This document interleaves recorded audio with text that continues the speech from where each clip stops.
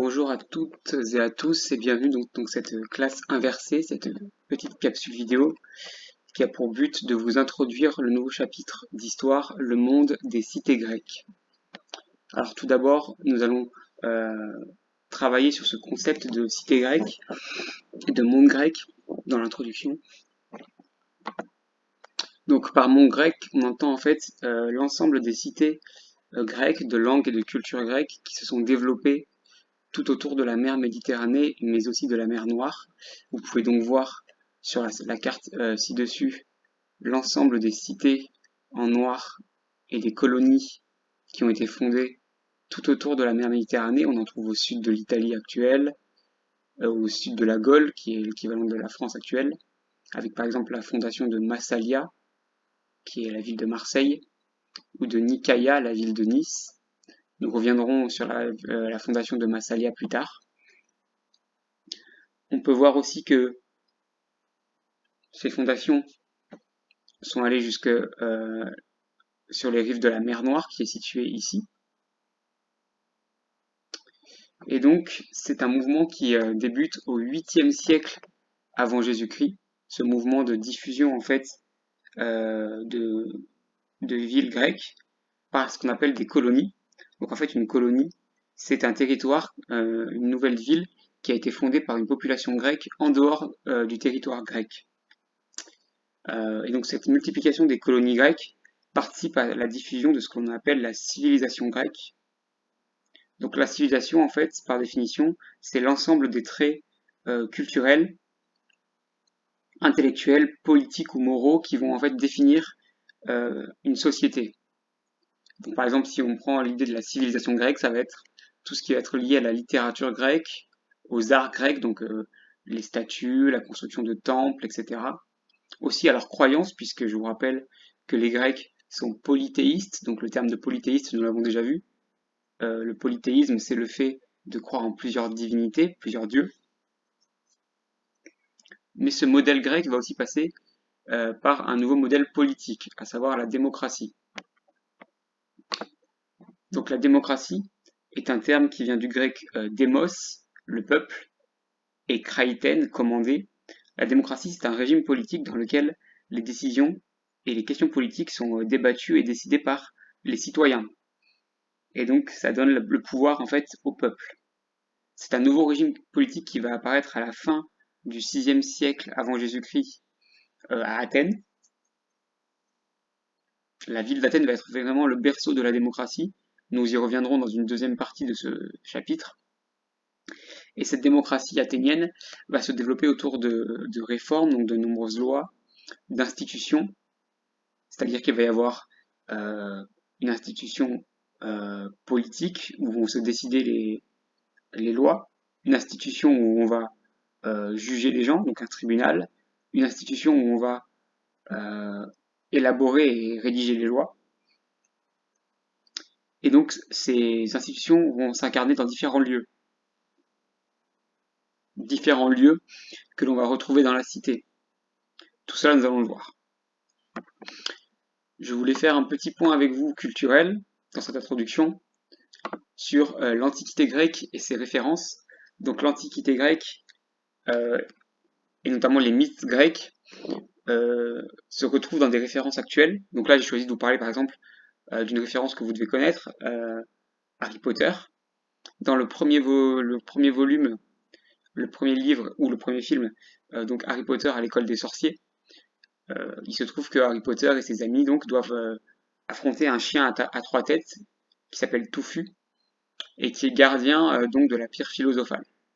En fait, ce chien touffu, c'est une référence directe, en tout cas une inspiration du mythe de Cerbère. Donc Cerbère qui était un chien à 3 têtes qui, selon la mythologie, gardait les enfers dans les croyances grecques. Et donc là, je vous ai mis à droite un vase qui représente le héros Hercule qui doit justement combattre Cerbère, le gardien des enfers. C'est un de ses derniers travaux, une de ses dernières missions. Par définition, le mythe, ça vient du grec mythos, donc c'est un récit imaginaire inventé. Le mythe, c'est une histoire donc fictionnelle qui va permettre d'expliquer des phénomènes, de comprendre le monde qui nous entoure. Pour les Grecs, par exemple, ça va permettre de comprendre des phénomènes naturels comme la foudre, qui est renvoyée à Zeus, le roi des dieux et le dieu de la foudre et des éclairs. Et donc le fait qu'il y ait de la foudre, par exemple, ça peut être vu comme la colère divine, la colère de Zeus, en fait. Donc les mythes et les croyances grecques servent à expliquer des phénomènes euh, naturels, notamment. Ça se base souvent sur des héros fictifs comme Hercule, ou alors le Troyen Ulysse. La problématique donc de ce chapitre est quels traits communs unissent les Grecs et leurs cités, comment se développe la démocratie dans le monde grec. Donc pour cela, je vous présente le plan que nous allons suivre. Tout d'abord, une grande partie sur les cités grecques et la question de l'unité des cités grecques. Nous allons voir comment s'organisent les cités, à savoir quelle, quelle organisation spatiale, quels bâtiments on va retrouver dans les cités. On va voir qu'il va y avoir un modèle de cité grecque qui va s'imposer aussi bien euh, dans les cités grecques d'origine comme Athènes ou Sparte, les cités les plus connues, que dans les colonies qui vont être fondées ailleurs, comme à Marseille par exemple, à l'époque Massilia, je le rappelle. Donc comment s'organisent les cités grecques? Quel type d'activité on va y trouver aussi? Ensuite, nous allons voir dans un petit b la culture grecque, un facteur d'unité, à savoir que les Grecs s'unissent autour d'une culture commune, une langue, un écrit, autour de mythes, de héros, notamment les poèmes d'Homère, l'Iliade et l'Odyssée, mais que cette culture passe aussi par des fêtes, comme les Jeux Olympiques, donc les Jeux Olympiques qui se tiennent déjà à l'époque tous les 4 ans, et qui ont pour but en fait de rassembler tous les Grecs lors de grandes fêtes, où se mélangent donc des sacrifices pour les dieux, des épreuves sportives comme le lancer de javelot ou la course, nous y reviendrons. Enfin, nous verrons que les cités sont indépendantes mais parfois rivales. Chaque cité qui est fondée en fait devient indépendante, va avoir ses propres lois, sa propre monnaie, et certaines vont être tellement puissantes que ça va créer des conflits et des guerres, comme nous le verrons. Dans la deuxième grande partie de ce cours, nous verrons donc, nous ferons une étude de cas sur Athènes et comment Athènes va en fait proposer un modèle de cité démocratique avec des inégalités. Hop, excusez-moi, il y a une faute sur le PowerPoint. Donc tout d'abord en questionnant la citoyenneté athénienne, qui peut être vraiment citoyen? Est-ce que tous les habitants d'Athènes sont citoyens? Comment ça fonctionne? Et enfin la participation à la vie de la cité. Donc nous allons voir la récurrence, c'est-à-dire le fait que dans un mois, il y ait plusieurs réunions qui se répètent pour la démocratie athénienne, les lieux où la démocratie athénienne s'incarne dans la ville, mais aussi certaines fêtes, comme la fête des Panathénées, qui est une fête spécifique à Athènes, et qui a pour but justement de, de relier tous les habitants entre eux. Voilà pour cette introduction.